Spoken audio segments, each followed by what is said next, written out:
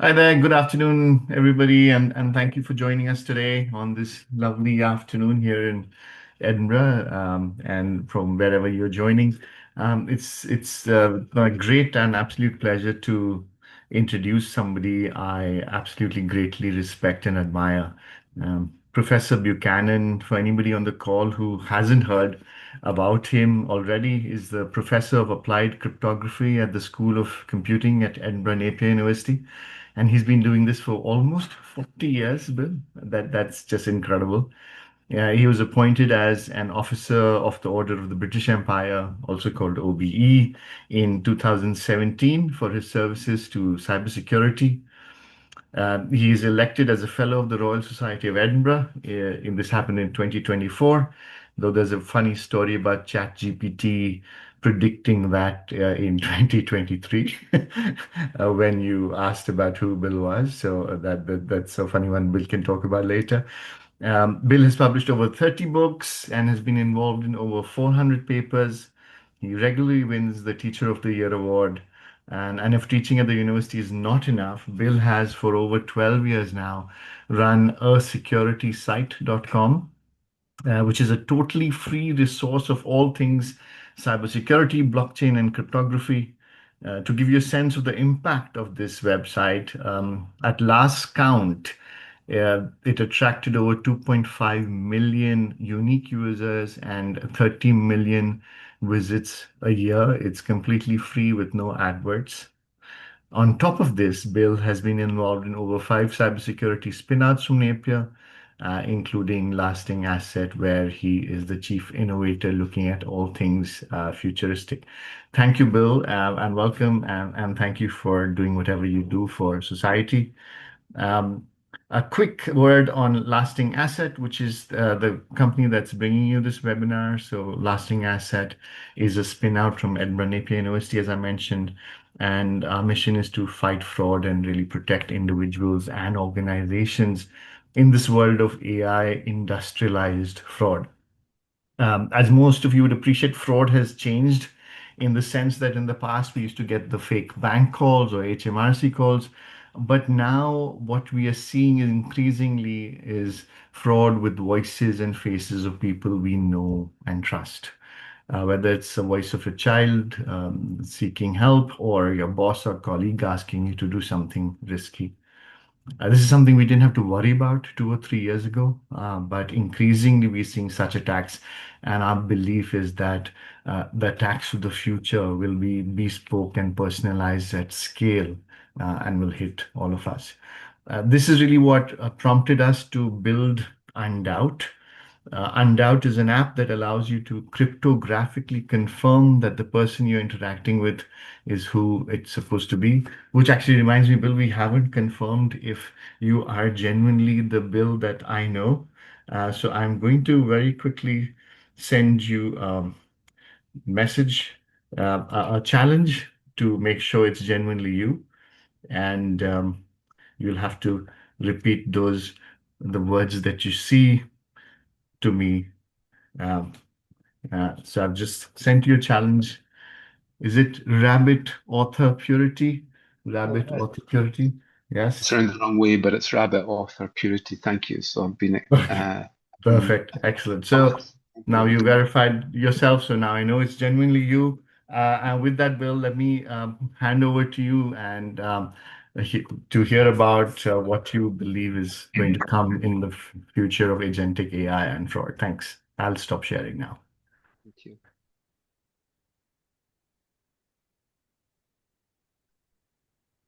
Okay, so I'd like to outline a few different areas of Gen AI and Agentic AI, but really we need to touch base with where all this comes from. Machine learning has been around, and artificial intelligence has been around for decades, but one research paper changed everything, and it's this paper here which outlines the creation of large language models. So I'd like to cover agentic AI, looking at some security models. Then we'll dive into OpenClaw and see what's involved in that, and then what can we do? How can we make sure that we have some security, some privacy built into the systems that we create? Okay, so I often start with this slide here, and it shows you the impact that GenAI is having. Will be the greatest technology humanity has yet developed. Sam Altman, obviously he's biased as the CEO of OpenAI. AI, the ultimate search engine that would understand everything on the web, Google. AI is more important than fire or electricity. And visualize a time when we will be to robots what dogs are to humans. I'm rooting for the machines. Claude Shannon, the mighty Claude Shannon. So we're really at a point, almost as a starting point in the growth of Gen AI. And it's a really scary time in that virtually everything is changing about our corporate lives and also our social lives. And what we're seeing is the move towards machines being more intelligent than we are and to be able to do many tasks better than we can.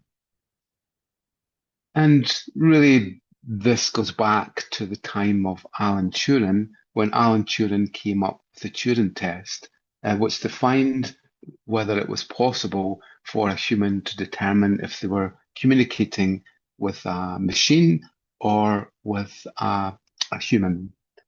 In some tests and in some research papers, that point has already been reached with ChatGPT 4.5, where more than 50% of the testers thought that they were talking to a human when they were actually talking to a machine. Give it more than 5 minutes, and it's likely that we will be able to determine if we're talking to a bot or a human. But increasingly, it's extremely difficult to know who is a human and who is a bot online. And we see headlines such as this: "We're in a real mess, but who can we tell?" And "Psycho scumbag chatbots aren't all bad." So we're seeing a move within our society, and it is impacting virtually everything that we see. So with Gen AI, what we have basically, and we're all used to this, is that we have some sort of LLM, Claude or ChatGPT. We create a query and then we get a response back. So we're quite comfortable with that. But now what we're seeing is even in our car, we can now chat with the LLM and it has some sort of statefulness in it that it remembers what's been said in the past. And very much the LLMs are becoming customized on each of the users so that the LLM knows how to communicate with the user. Then when we come to Agentic AI, we actually start to build systems which can work autonomously. In this way, we can talk to the LLM, and then the LLM can spin off agents which have certain purposes. This allows for a distribution of the communication, it allows for workflows to be better planned and so on. And the LLM itself can then provide the high-level interface to these agents who have specific tasks. And then we have collaborative agentic AI, where in the future, each of the AI agents can come together and communicate, coordinate, learn from each other, and so on. And this is obviously a worry because these agents may hold things like passwords and credentials and tokens and private information about a user, and those could be shared with other agents, and obviously that could propagate and leak information. Just now, there is a problem because there isn't really much in the way of protocols that will allow these agents to be able to communicate effectively, and they tend to be very much focused on specific packages. But there are now new protocols such as this A2A, ANP, and ACP that will allow the agents to be able to communicate in a standard way, no matter what the agent methods are.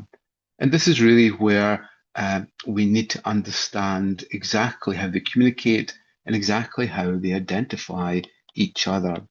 Because what we can have is malicious agents that can try and crawl for information around users and corporations. And the big change that we have with Agentic AI is that we can, the LLM can perceive, it can reason in some way, but the major change is the ability to act. And act means that an agentic agent could read all of the files on your computer and make sense of them, or could even delete all of the files that you have. They will be able to act on our behalf, such as purchasing goods from the web, and also follow up on agendas for meetings and so on. So really, it's a changing world, and really we'll have to get used to the opportunities that these agents bring in organizing our workflows. Unfortunately, the corporate systems that we've created in the past don't quite fit in with this agentic approach and are still typically human orientated with usernames and passwords. Okay, so what's happening really as we move towards agentic AI is that we can move through these levels here. Level one is where the user is the operator, and that's where we can chat and get decisions from our agents. That moves to being a collaborator, then on to being a consultant, and then an important element is an approver. So in any agentic AI infrastructure, we need to make sure that the human is in the loop, and where humans can approve elements within the workflows. But the scary element becomes when the agentic AI is implemented, where the user is an observer, and this means that the agents can actually act on someone's behalf without the human approving things, and basically they're sitting observing the agents. So this is where we really need to understand our corporate systems and how we can build systems that at least understands whether we should be at level 4 here or level 5. And we need some way to make sure that with our agents, we have some sort of certificate that would define the credentials of the agent, how it was linked, and what its rights would be within our corporate infrastructure. So if we look at the OWASP top 10 AI risks, you will actually see it is tiered into 1, 2, and 3.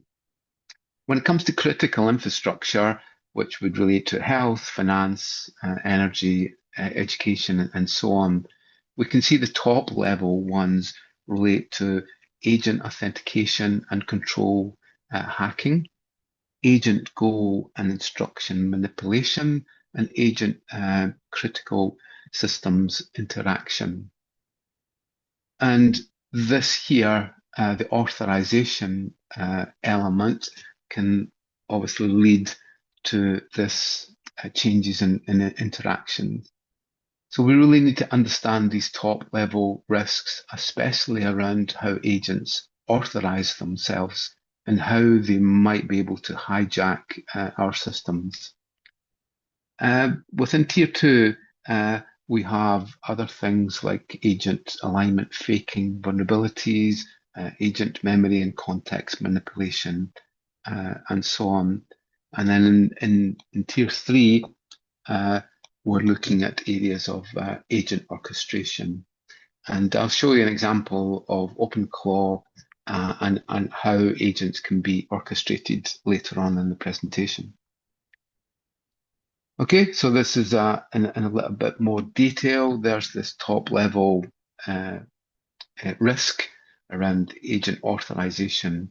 The major problem, and this is a problem that we see in fraud, is that we need some attribution of things towards a human or a user. Unfortunately, with many agent-based systems, then we might lack that link from the agent to the human.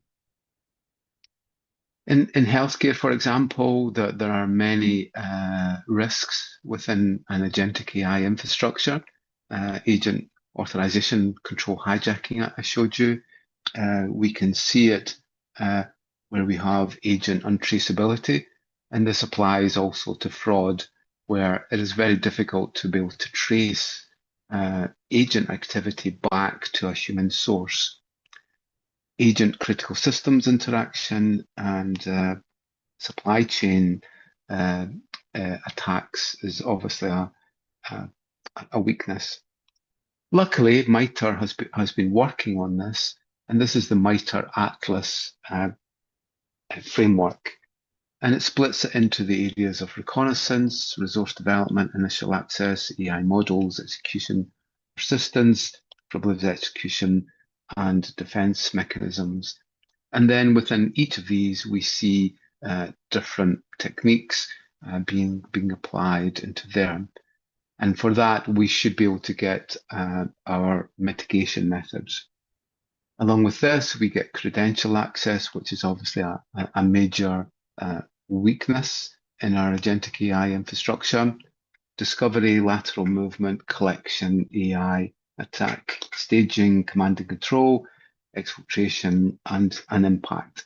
And it's really at this end part that we really need to look at the actual profit, why someone is attacking our systems, and try to understand the techniques that someone would apply to get there.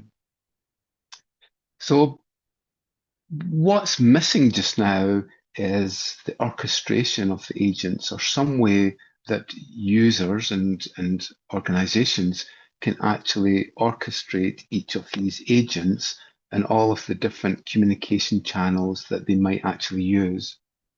So one of the first tools that's come to market as an open source product is OpenClaw.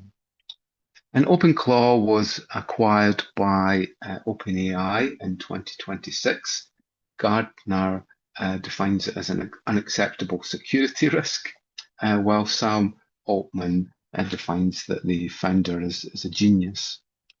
So OpenClaw itself starts to integrate all of the different LLM models that we might want to use, and then all of our communication mechanisms such as WhatsApp and Telegram, and then it will integrate with each of our core sources of data, such as our email, our calendars, our messaging apps, and so on. And it's estimated, I can't remember the source of this, but hopefully I can quote it okay, but by 2028, there'll be an estimated 1.3 billion agentic applications. So the growth will really be in systems which start to link in with tools such as OpenClaw.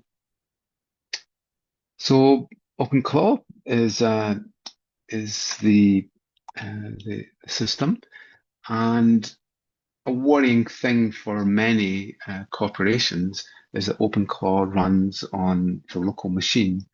So it's not run on a server, it's run locally, which means that it can see all of the files on the machine if required.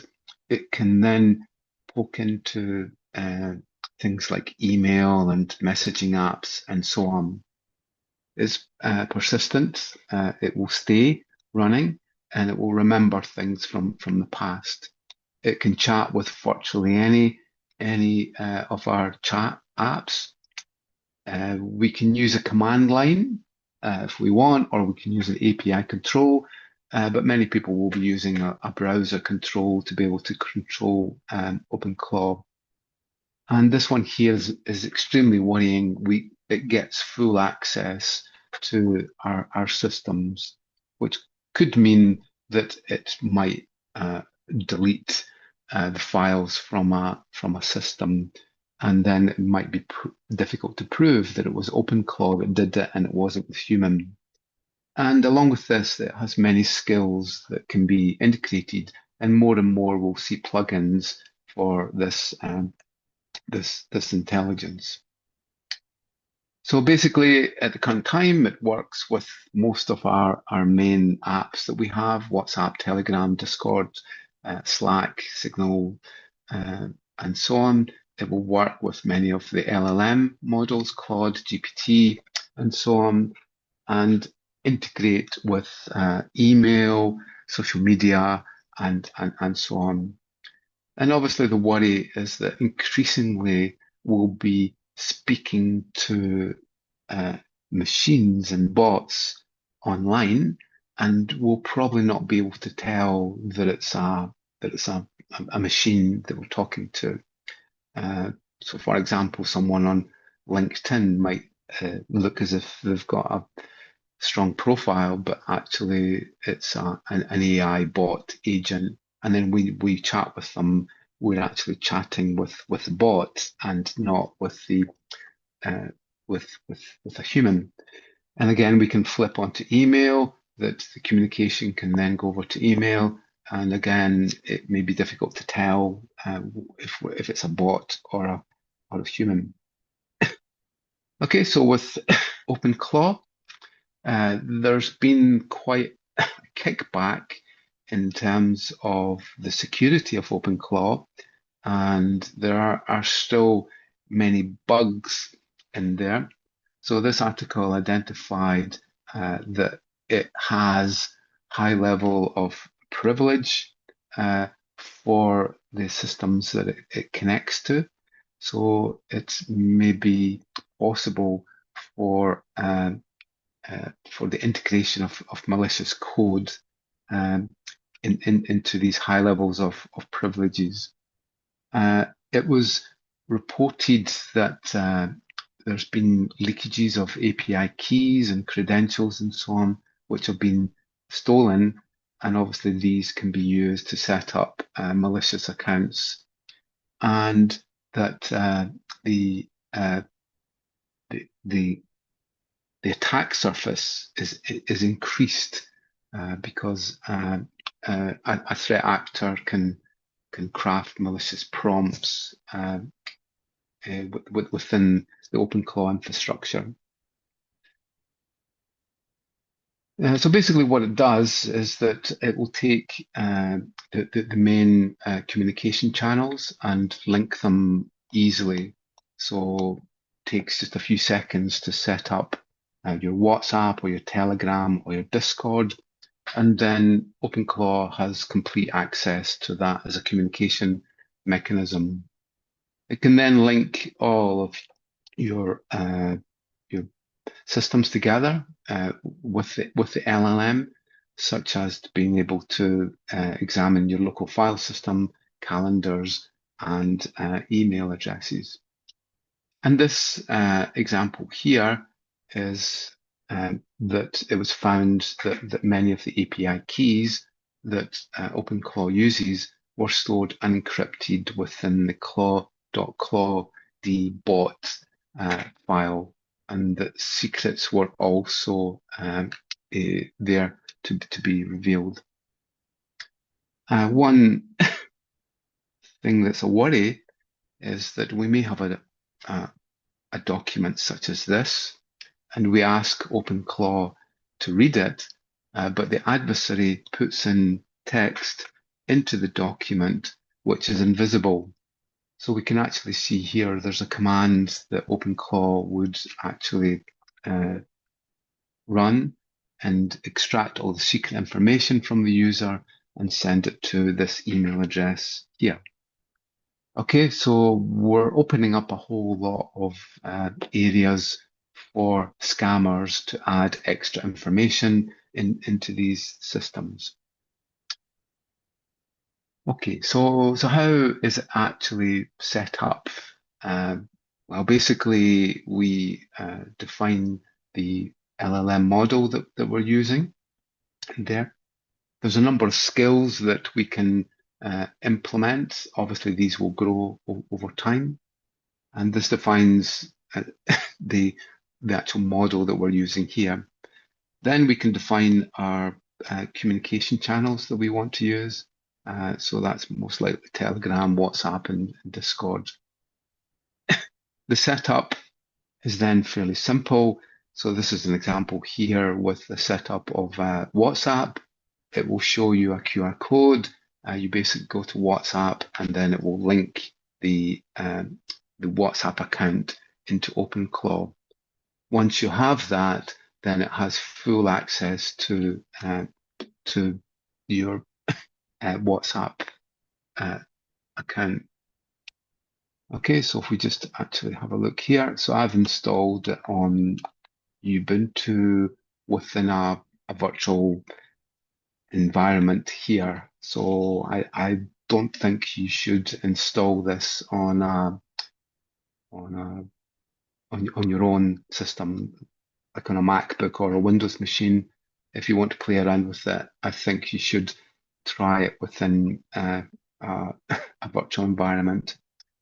Okay, so I've already installed it. So what I want to do is I want to just set up a new element of OpenClaw. Okay, so it gives you this warning straight away that personal details could be shared. So we'll just click yes for that one. It just takes a little minute, and then we should get our LLM model coming up. Okay, so we go for a quick start in there. I'll go for existing values. So in here, we can set up our LLM model. So we can have multiple models.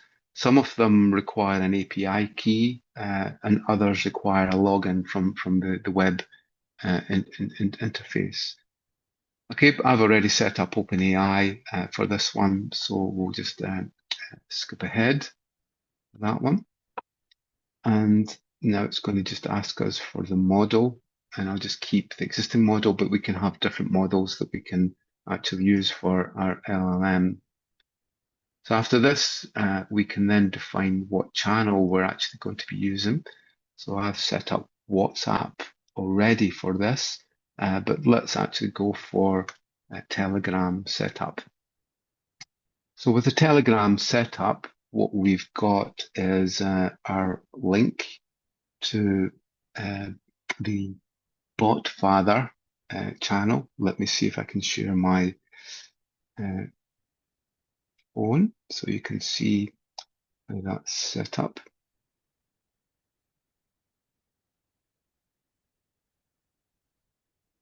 Nope, I think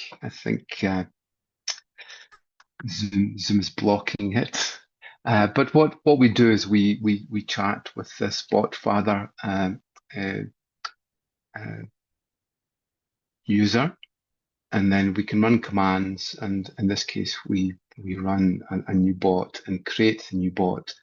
Telegram will then create a token for us to be able to add in. I think I've got a screenshot here which shows that. Okay, so when we're setting up a Telegram account, we go to Telegram and chat with BotFather. We can then create the command new bot overall. So there is our new bot being created, and it will ask us what the name of the bot is. So I've used Bill Napier bot. Obviously, other bots will be taken by others. So I'm not going to use this bot in production, so it's okay for me to show you there. So once you've created your bot, you'll then get your token, which can then copy and paste into your OpenClaw infrastructure. So the worry is that really we're now linking everything in our lives together, and we're giving it access to privileged files that could leak lots of information.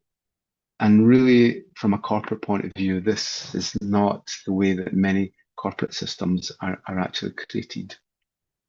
So what we really need is to actually start to understand how we can move our existing digital ID infrastructure, such as using Microsoft Entra, towards giving these agents some form of digital ID. And then we can actually trace them and define the rights. If possible, we use zero trust all along so that the bots have no rights and only have the minimal rights to be able to perform a task. So in this case, a GP system might have an appointment system for Bob, and it's Bob's agent which will then plan his calendar. But his calendar is behind a firewall in the NHS, so we need to make sure that Bob's agent now has an identity and an identity that links to Bob. So when Bob's agent performs any of the actions on his calendar, then we can actually trace that within our system. The other thing we need to understand is that we need to actually move towards a kill switch engineering system. And with this, in our agentic AI infrastructure, we've got to make sure that there is some way that we can actually kill the GenAI if it starts to do bad things like deleting all of the files on a system. And this is a real job that OpenAI had, and obviously they're quite worried about the time that agentic AI might actually do some damage onto systems. So our approach really must be towards changing the ways that we test systems, our red team testing for prompt injection, goal misalignment, and so on. We need to make sure that all of our agents have some sort of audit trail in them and are tracked. As I said, we need a kill switch architecture to make sure that we can kill the GenAI from any corporate infrastructure that's doing some damage. And we need to make sure that the agents all have rate limits. They are air gapped if possible, so they don't get access to real systems, and they don't allow the password changes on the admin and so on. And we need ways to make sure that the human is in the loop overall. Okay, so to sum up, the storm is coming. Agentic AI needs digital identity and integration into access control, and we need completely different security models. Thank you. Thank you, Bill. That was very interesting, as always. I just wanted to kind of spend the next maybe 10, 15 minutes just going over some of this in a little more detail. And to start with, maybe just to ask you and get a sense of was when you talk about agentic AI in the context of fraud, particularly, what makes it fundamentally different from the automation and bots we've seen in the past several years? Like, is this a step change, or is this and just an evolution, or is it something very different? I mean, it's a quantum leap. I mean, I don't know if you remember where we were 2, 3 years ago. Even when we were playing with ChatGPT 1 and 2, it was quite funny, and it wasn't very good at maths. It couldn't do 1 plus 2. I mean, now the models are really quite extensive, and I think the way that it's done coding and the way it can spot bugs in code is quite scary. And we used to see these as human tasks that we did very well, and we needed to learn over the years, and now it's come along, and that these agents are competing with us. Whether they're really reasoning in the background, and whether it's more that this is the answer to this question is to be seen. But certainly you actually see them changing, uh, and they now know your email address, they know your WhatsApp channel, and they can communicate through these channels and can listen to what you're saying. So it's not just what you're saying to them anymore. Basically, it's watching what I'm saying to you. It could be listening to anything that they were actually doing. So the opportunity for leakage of information is absolutely massive. And they've basically moved from users being operators to users being observers, and that's the big step that we haven't quite taken yet. And I don't think most companies are set up for this observation. If you think that the whole of a tax return from someone could be completely automated without the need of an accountant, then there's so many opportunities for fraud within that. So I think this automation is really scary, and I think we're giving these bots so much information without really locking them down for privacy and security. Yeah, no, that you're spot on there, and I guess the key difference that what I understand from what you said is really in the past it was these were bots and they worked on a script, so to speak, but now they have the ability to at some level reason and do this autonomously. So you did mention collaborative agentic AI and cybercrime has already been fraud as a service is already very common. So, do you see a world where you have a reconnaissance agent as a service, working with a voice agent as a service, and a deepfake agent as a service, and anybody being able to connect these two and attack people individually? Do you see that future as a real future? Yeah, so what we've really missed is the orchestrator. Um, and at one time, you used to have to be able to program in Kubernetes and set up cloud infrastructures and interface to APIs and so on. And the skill level was high to be able to build a fraud system or a spear phishing system. The skill level is now nearly zero. So with tools such as OpenClaw, you now have the orchestrator and the opportunity to be able to use different channels. So it doesn't matter what the channel is that we're communicating on, then it knows how to speak to it. So there's nothing about having to interface to APIs for Discord or anything like that. OpenClaw now gives you the toolkit to very quickly get up and running and get everything set up, which can also mean setting up fake accounts and stealing tokens from users and so on, and then using the Agentic AI to be able to hide the operations. So I think this really changes the way that we use LLMs, and rather than chatting with them directly, we'll be using tools such as OpenClaw to define the workflows of our life. So Mhm. I want to get the weather from Edinburgh at 9 o'clock in the morning, and I want you to summarize the BBC News. We've had apps that did that, and the BBC app does that very well. But now we can write our own app to say, well, send me anything related to this topic that's just happening, and anybody with this name, Donald Trump, say anything to do with Donald Trump and the White House, then Mhm. send me these messages every hour and so on, or every day, or every week, and I want it in this format, and I want you to integrate with voice on my car. So I now have ChatGPT in my car, and it's quite scary to think that you're driving along speaking to this this bot, where at one time this was a text interface that you would have, and you would have to understand the prompts that you were going to use. Now Mhm. it's very natural. Some ChatGPT agents will talk to you very formally. Other ones are know you exactly and will talk to you about personal things and so on. And it's almost like they're understanding us now. Everything becomes stateful, Yeah. and they're remembering much more. But I Yeah. think it's the Claude mythos that's the game changer. Yeah, no, And and I'm glad you brought it up because that's one of my next questions to you. But also, we have a question from Mark in the Q&A. And before I come to your question, Mark, I just want to ask you, like, recently there was a report about how Claude AI agent kind of detected a company's database and its backups and, sorry, deleted them completely. And wanted to ask you what went wrong there and how can we protect against this kind of thing? yeah, I mean, backups have been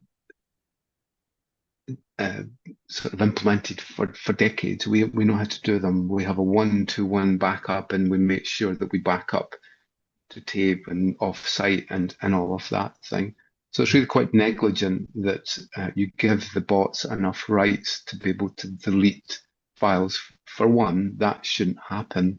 But when it comes to the backups, I mean, this was a very specific package that it happened with. It wasn't the bot that deleted the backups. That sounds really quite malicious. It was because of the way this package actually works that by deleting certain files, it actually deleted all of the backups. So the bot didn't actually do that overall. But I think the worry really is that systems should be implemented with zero trust, just like humans are. So really, the corporate type infrastructure should make sure that the rights of the files should not be granted to a bot. So most corporate laptops will be locked down into an Active Directory type infrastructure. So the bot should not be allowed to be able to act on behalf of of the person. So it's really quite sloppy. But there has been many examples of agentic AI and Gen AI doing bad things like that. So I think companies really just have to think about trying to shoehorn in the agentic AI slowly into their corporate infrastructure and make sure that these agents have identities and they have Active Directory rights in the same way as a user has. Mhm. Uh, but I don't see that happening quite yet. And when you talk about identities for agents, and is this idea of a digital identity for an AI agent, how does it really work in practice? Is it like, are we giving them essentially kind of passports, so to speak, or how would this work in practice in your view? I mean, we can give them verifiable credentials that are cryptographically signed. So the a Moodle system gives them a login to be able to go into Moodle, and that's been signed by the corporation. So when the verifiable credential is shown to the service, then it's checked and the rights are checked there too. Mhm. But just like we have uh, uh, an identity on a system, I think bots need to have that identity and need to have an HR record. It Mhm. might seem very strange, but we've got HR records on our Active Directory infrastructure to Mhm. find all the details. We should have Bob's agent for his calendar actually as an HR, Mhm. and we should be monitoring these agents.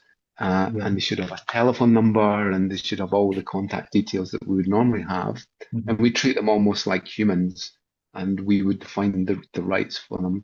And then in that way, the log systems will have some attribution towards whose agent it actually is. But the problem will be is that if an agent gets hijacked, then Bob will say, I didn't do it. Someone else's agent hijacked my agent and I didn't do Right. that. So we're opening up a whole lot of problems when it comes to incident response and investigations. You're right, because Bob could say that the agent was stolen or like the identity of that agent was taken over, so to speak. So are you seeing that essentially you're saying, if I understand correctly, there's a massive accountability gap if we don't do this. And this is why it's so important to link these Yeah. to So the there's the who, why, when, what, and where is what we would investigate. So if it's fraud, who did it, why they did it, when they did it, what they did, and where they did. So in forensics, you're trying to link all of these things together, and you have tools like Splunk that will collect all this data and then build complex linkages between this IP address and this user and the MAC address of this Ethernet card and this DNS server that they link to and so on. That's very much trying to find the human in all of this. So the human logged into this machine, the human then ran this service and so on. But if that's an agent that's now running in Taiwan or something like that, and there's no linkages to the person, I think it's going to be really difficult to be able to trace exactly what happened and who did it. Mhm. And because these bots are much more intelligent, they'll find ways to obfuscate their operation. So they might do nothing for a long time, Yeah. and then all of a sudden they do something. So they're trusted on the system. So I Yeah. think we're dealing almost like smart humans, smart attackers, but in the back end, these are low skilled uh, drivers of these tools, Yeah. and the entry level into fraud is almost zero. I mean, if you think about it, you can fake your driver license, your passport, fairly easy. I know they do a lot of online checking now, and they check whether you're a human and so on. But I think the opportunity to fake documents is so easy. And for KYC and AML checks that we do, I've been through these recently. It's just silly what you're asked for. A utility bill scan that's taken from your phone Mm. is not really a good way to link to identity. So Mm. I think much more we will lack that linkage between what happens and the actual person themselves. No, excellent. I'm gonna also start picking some questions from the participants, and I guess one which follows from what we've just been saying is that if nefarious bots resided in backed up data as well, what would be kind of the implications of that? Would that change things drastically? As Well, no. I mean, the bots are things that are running and are continuing to run. That in the past we had malware code that needed some sort of engine to start it up. So there was a PowerShell or like a Python code or something like that. And with that, there needed to be something that ran the malicious code. But I think that's all gone Mm. now. The bots are running all the time, Mhm. and they can start other bots if they want. So they don't get tired. They don't just stop for any reason. So Yeah. there will be the Lloyd's Register said that the biggest vulnerability at the current time is vulnerability scanning for organizations. So if you think about an organization has services that you can connect to, and bots will generally keep probing around the surface to be able to find eventually a vulnerability. And then once they're in, they can worm in. And that's a very high threat. And especially with Mythos, Yeah. the opportunity is by running a low level hacker with virtually no cybersecurity skills can have the skills of a level 3 SOC Mm. pen tester Wow. is unbelievably scary. I think they found something like 12 vulnerabilities in OpenSSL that went back to the 1980s. That's how scary this tool is, that it can actually examine the bugs and find 0 days. Now, Mhm. there's always been that level 3 that they've struggled with, but now with these new tools, they're almost like as smart as a human Yeah. uh, overall. And some countries, I think Canada, the Bank of England is really worried about this. I could see this tool being banned in places of the world because it's skill levels are just so high that we probably don't have the defenses for our critical infrastructure Yeah. to protect. I mean, I think we've got very good cybersecurity, especially in finance, but can our critical infrastructure stand up to the Mythos type tool, and I Do- think Would the answer you is likely do you to be think the no. mythos of the world is already giving you a sense that we are close to AGI, or should we be worried about it? Do you think that's ever going to happen? Or are we already there in some sense when it comes to these the likes of mythos? Yeah. So AGI is artificial general intelligence. So they're very good at specific tasks. Just now, AGI is when they can do every task and they've already learnt it. So that's when they take over from us. I say they as if they're some sort of enemy at the gates. Uh, uh, and the recent research has said that a single Gen AI agent is unlikely in itself to create AGI. What's likely is that the collaborative environments, the communities that we create for agentic AI are likely to get together and share ideas and debate. And that's, as humans, that's what we do. We have intelligence, but much of our intelligence, much of our decision making is in meetings and meeting people and debating and disagreeing and so on. So as we grow these agentic AI communities, AGI is likely to come in, that these agents come in and say, well, don't talk to Bill about this topic because he doesn't like that.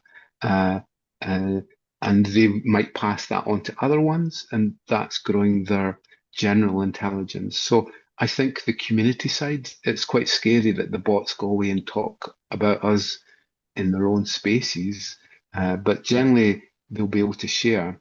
So the LLM, the models take about 9 months to run, but then the agents will be learning on their own by passing information to each other. So it's almost like the second phase of intelligence. First phase is just learn how to do things and learn from these 70 billion parameters. You can do all these things. The next thing is that these agents pass information just like we do. Like a teacher tells the pupils this is this is the world and this is the countries, and they're passing on information, then these agentic AI agents will be starting to learn in themselves. So I think it's more about community learning than it Mhm. is about a super intelligence. I'm just gonna go to some of more of the questions we're just running out of time, so let's try and capture them all. So one question is that in this new world, what does it mean for small businesses, SMEs, who've kind of limited specialist in-house tech support as it is? What should they be prioritizing in terms of their effort? Because they're still playing catch up as far as cyber hygiene is concerned, but they're also in great pressure to take advantage of AI and automation. So, what would be your view there? Yeah, that's a difficult. It depends the aspects of it. The One of the best sides of agentic AI is its ability to index documents quickly. So if you have lots of different PowerPoints and documents, then it can crawl those and you can find vehicle license number plates in a video and so on. So I think the ability to be able to very quickly gather information and then compress it down is a very strong element of it. The biggest problem with that is that it short circuits the learning process, Mhm, and we might lose our cognitive abilities because we become lazy. We don't read books anymore. We don't read newspapers. mhm, ChatGPT, tell me what's significant about this news article without us thinking and talking and so on. So I think there's a worry from a company point of view that you lose a lot of knowledge and you homogenize across. And I'd say to any SME, have your intellectual property, have your things that you are good at and you have knowledge about, and don't just use Gen AI to replace that, because any company can do that. When when it comes to cybersecurity, you can't beat using like the standard tools, like a managed security provider, and like a SOC, 24/7 SOC, and have them look after your systems for you. These are humans, and they're using GenAI, but they're linking it to the MITRE ATT&CK framework. They're using OWASP techniques and so on. And and you don't just want GenAI to run wild on your system. So my advice is to still use the standard security tools, but to lock down the system with zero trust so that these agents have virtually no rights to do much. I think one last one, and the ones we couldn't answer, we'll get back to those participants. But last one is, how do you kind of see the evolution of identity? Because digital identity is already such a tricky subject. In a future where a bot might do grocery shopping on my behalf, and a person and a bot will both have identities and um, uh, to act in real life. How will we reach this point to understand that a bot is doing this on behalf of a person, or if it's the person himself or herself? Well, there are standards for this. So the EU is advancing EID and EIDAS too. So we're seeing hundreds of millions of citizens and companies will actually start to have a proper digital identity called the DID. And that's the proper way to prove identity. We have a public key and a private key, and we sign things with the private key. Where the private key is, who knows? It could be on your phone. Hopefully, somebody in the UK will actually have a digital ID system that we can actually prove. We'll have a digital wallet. It's likely that we'll have a digital app and we'll have a driver license in there and so on. So digital identity can be in many different forms. The anchor is probably this digital identity, but me having a login to my energy provider is another part of my identity. Me having a car and for it to be registered with a DVLA is another part. I can log into the HMRC system. So I think more and more we need to look at these KYC, know your customer things, and actually identify much more the digital credibility that we have. But it's there, the technology is there to integrate a DID. It can be a blockchain or it can be PKI system. I don't necessarily care. If it's a PKI, then your public key is stored on a certificate somewhere, signed by a trusted entity. If it's on a blockchain, your public key is on the blockchain, such as within the EBSI EU blockchain. And it'd be amazing to see in the UK that we actually have a registry for companies in Companies House that was a digital identity, and we could actually start to sign things. Just now, it's a number that exists. That's not a digital identity anymore. So I think the UK needs to move up many levels to be able to create a proper digital identity infrastructure because it's got such bad press, very badly managed. The current system, the main reason for it was we want to stop people coming over in boats. And you go, that's not the best use case for that. We want to transform our KYC, our AML checking. We want to have better ways to identify ourselves. Uh, Bill, it's always such a pleasure to talk to you, and I can always talk to you endlessly for hours. We've just run out, but I just want to end by firstly just thanking you for your time and everything that you do for sharing knowledge. Um, Here is just a couple of QR codes for links to Lasting Asset and Undoubt if you want to follow us and find out about the next webinar. Um, Also, please feel free to download and play with the Undoubt app. We will be getting into the space of agentic identity confirmation as well with time, but for the moment, we focused on human identity confirmation. Um, and Please play with this. Tell us if there are any bugs. We are just hardening the app. It will be launched close to the end of the month. And the next stage of that will also include Zoom integration. So where from this call itself, we will be able to confirm Bill and mine identity to each other and people who know. Thank you very much for joining and appreciate you for you staying on and listening. Take care. Thank you.